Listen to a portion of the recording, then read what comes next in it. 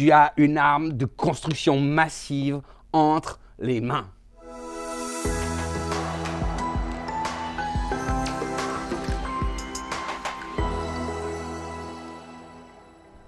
Quelle joie pour moi et quel privilège que de pouvoir te retrouver sur cette chaîne YouTube. J'espère que tu vas bien, dans ta foi, que ta foi est forte.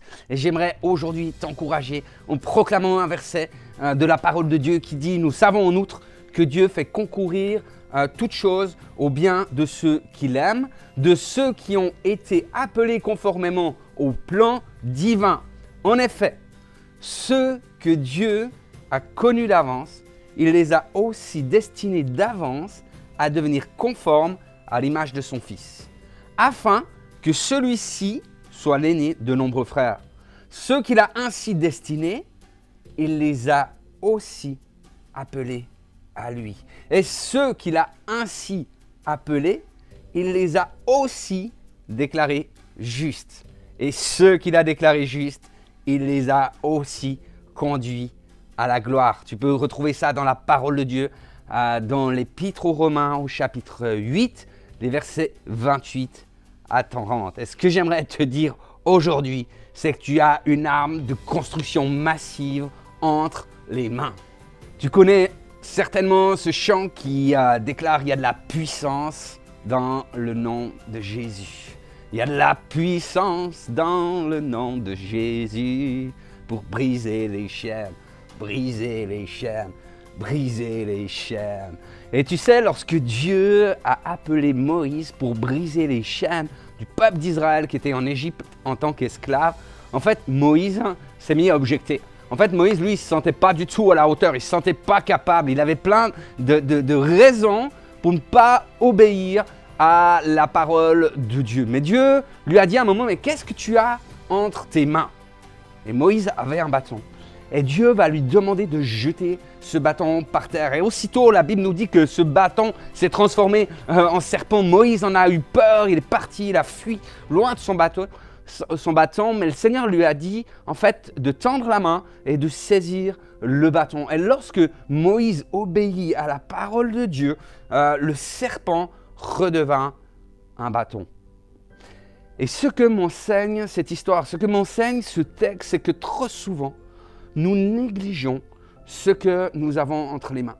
Trop souvent, nous avons une vision de nous-mêmes qui est vraiment limitée. On regarde nos fautes, on regarde notre péché, on regarde nos problèmes, on regarde tout ce qui ne va pas, comme si l'œuvre de la croix n'avait rien changé à nos vies. Jésus a dit, ceux qui auront cru en moi saisiront des serpents. Je veux te dire, mon ami, que tu as entre les mains une puissance telle qu'elle peut t'effrayer toi-même, qu'elle peut te faire peur à toi-même tellement elle est grande. Paul va dire aux Corinthiens, la prédication de la croix est une folie pour ceux qui périssent. Mais pour nous qui sommes sauvés, elle est une puissance de Dieu. Et j'aimerais te dire qu'il y a tout dans l'œuvre de la croix. Jésus a dit, tout est accompli. Par la croix, nos âmes ont été sauvées. Nous avons accès au Père. Par la croix, notre péché a été pardonné. Nous en avons été libérés. Nous ne sommes plus esclaves du péché.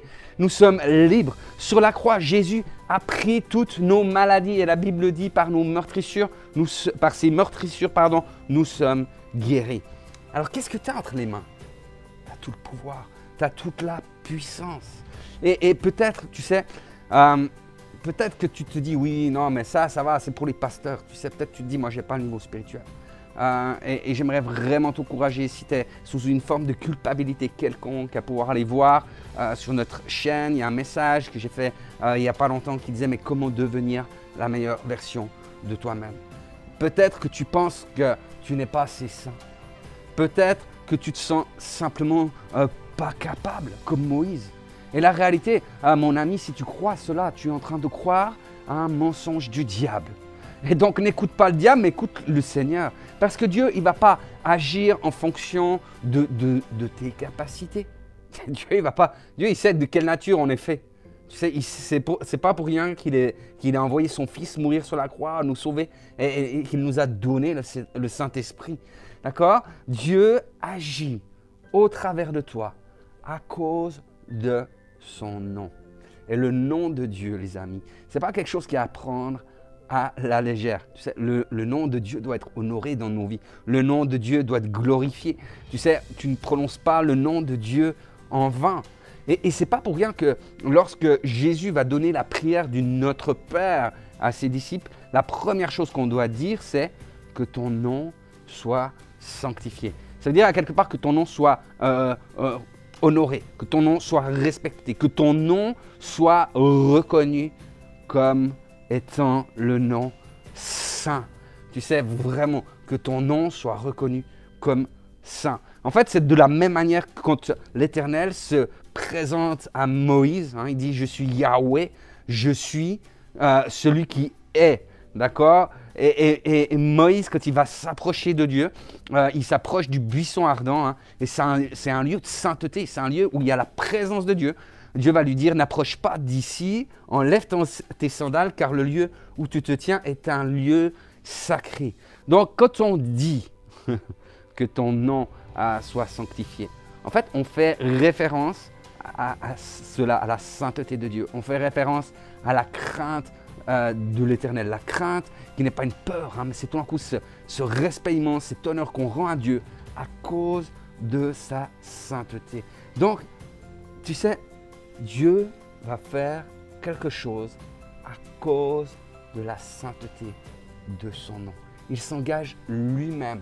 C'est en son nom qu'il fait les choses. C'est en son nom qu'il agit.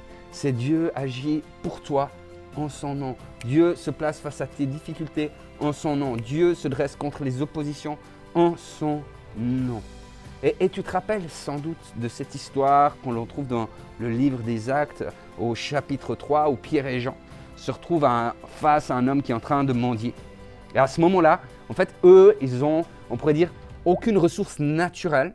Ils n'ont rien pour pouvoir aider cet homme. Cet homme demande de l'argent, ils disent, mais on n'a ni argent ni or. Mais tu sais, à ce moment-là, tu sais, au lieu d'être comme pris d'effroi, et dérangé par la situation de cet homme qui est en train de mendier devant le temple, au lieu de détourner les regards, de faire semblant de rien parce qu'ils ne savent pas quoi faire, en fait, ils vont justement s'appuyer sur ce qu'ils ont entre les mains.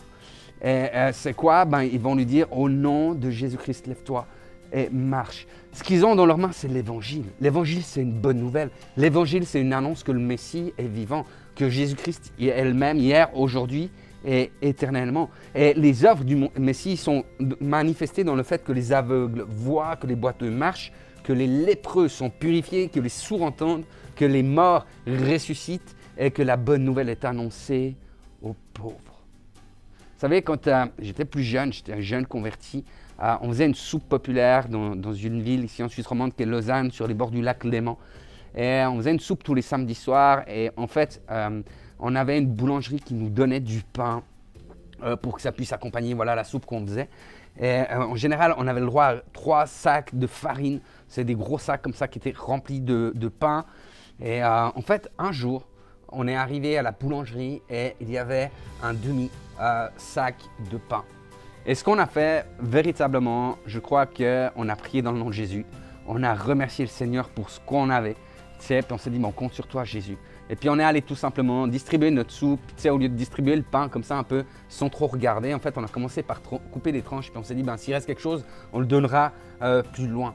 Et lorsqu'on est arrivé en fin de soirée, en fait, il restait encore du pain. Donc on a commencé à le distribuer. Et là, il y avait peut-être une queue d'une quinzaine, d'une vingtaine de personnes qui étaient là pour avoir du pain. Et j'ai commencé, à enfiler ma main dans le sac et à sortir. Je donnais à mes amis et puis ils distribuaient plus loin. Et en fait, l'histoire, c'est qu'au bout d'un moment, je leur ai dit comme ça, les copains, j'étais un peu excité, il y avait des choses comme ça remuait en moi. Je dis, les copains, en fait, ça ne s'arrête pas. Et je n'osais pas regarder dans le sac. Je disais, si je regarde dans le sac, ça va s'arrêter. Je vais savoir combien il y en a, ça va s'arrêter. En fait, ce qui s'est passé, c'est qu'on a pu distribuer plusieurs pains à plusieurs personnes. Même une personne est partie avec plusieurs pains ou comme ça. Donc vraiment, il y a eu assez. Et ce qui nous restait à la fin, exactement un demi-sac de pain. On s'est retrouvé exactement avec la même chose que nous avons eu au départ. Et puis on a pu l'amener dans un lieu d'accueil qui était tenu par l'armée du salut. J'aimerais te dire une chose, c'est que la puissance de Dieu agit à cause de son nom. Et chaque prière qu'on fait adressée au nom de Jésus-Christ est véritablement dangereuse. Elle est potentiellement dangereuse. Lorsque je termine ma prière en disant au nom de Jésus, c'est pas que je suis en train de déclarer une formule de politesse. C'est pas que je suis en train de déclarer une petite phrase magique, une sorte d'abracadabra spirituel. Ce que je suis en train de déclarer, c'est par quelle autorité je suis en train de prier. Et c'est pour cela que ma prière va trouver son exaucement. Parce que je m'inscris dans l'autorité de mon Seigneur, de mon Sauveur. La Bible dit que le Père a élevé le nom de Jésus au-dessus de tout nom. Et afin que, en fait, au nom de Jésus, tout genou fléchisse dans les cieux, sur la terre et sous la terre. Tu as quelque chose de plus qu'extraordinaire entre les mains. Tu as quelque chose de surnaturel. C'est la puissance de Dieu. Et cela est valable par le nom de Jésus. Je te bénis en son saint nom. Et n'hésite pas, si tu as apprécié cette vidéo, à pouvoir la commenter, à mettre un pouce, à la partager plus loin. Tu peux t'abonner sans autre à notre chaîne YouTube, activer la cloche pour recevoir des notifications lors de notre prochaine publication. Allez, sois béni, à tout bientôt.